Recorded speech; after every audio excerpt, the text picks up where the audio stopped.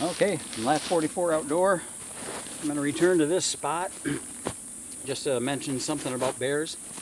Of course, we've all heard a fed bear is a dead bear, of course, because the bear gets acclimated to humans, and in any bear and human conflict, a bear may get killed.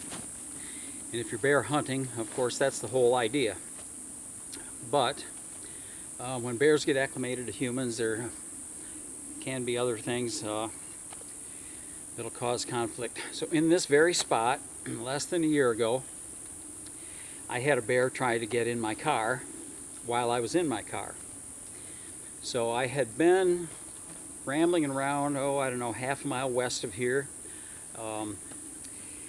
and I returned and I took my camp stove and I put the camp stove on the hood of the car, and I start whipping up a lunch. And I had enough, I chopped enough raw garlic in there to, I thought, scare any critter in the forest. And I ate the lunch, put the stove away, and my car was sitting right here. And I jumped in the car and I start rambling around through all my stuff looking for a map for an area that I was going to head off to. And as I was sitting there, I kept hearing, I thought, twigs and something on my car, and I thought that these oaks right here maybe had squirrels that were foraging and dropping twigs and such. But I thought,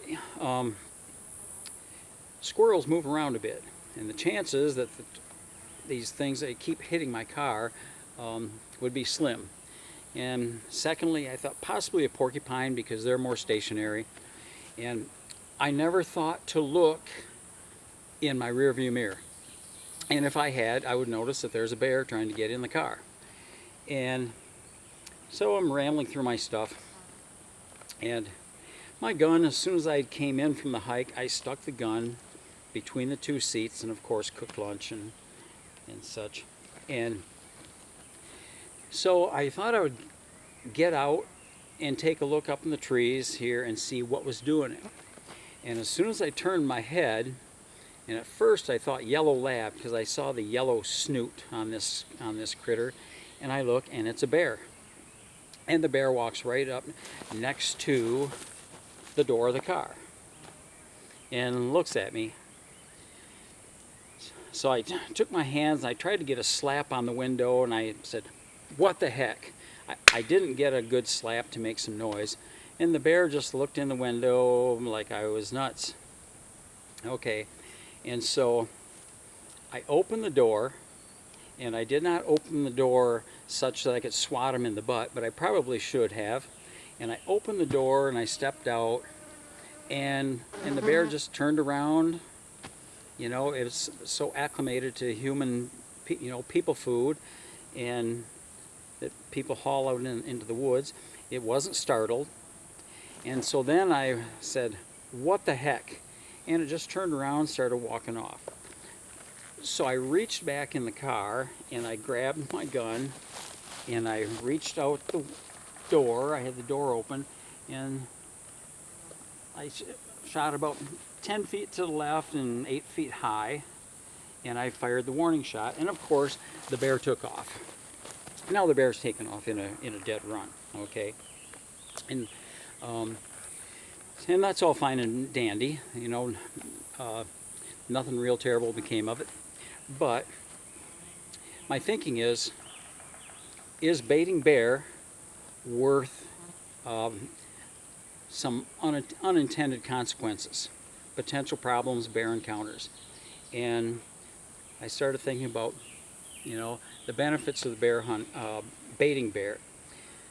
Is baiting bear simply to help hunters? Is baiting bear simply a tool that Michigan Department of Natural Resources uses to help control the bear populations by increasing hunter success ratios? Or maybe does it just please hunters, which results in more licenses sold and more revenue comes to the DNR? But anyways, to assess the risk, is it worth acclimating bears to humans and to people food such that bears will be in proximity to humans? And of course, there's one type of proximity, which is bear bait in the woods, and I see all over the place. And another proximity is such as my car was here, the bear wanted in the car to get some people food. And so, anyways, I balance the risk and the consequences, and I've never interviewed any DNR to know what the purpose is for baiting, if it's just for helping hunters, if it is to help control the bear populations to the levels that the Department of Natural Resources want. And so anyways, I just thought about that, and I thought I'd return to this spot and share that, and basically get some comments, what people think. Should we allow bear baiting? Should we not allow bear baiting? Just drop some comments, tell me what you think, and soon I'll get back to you with the next video. Thanks. Lat 44 Outdoors.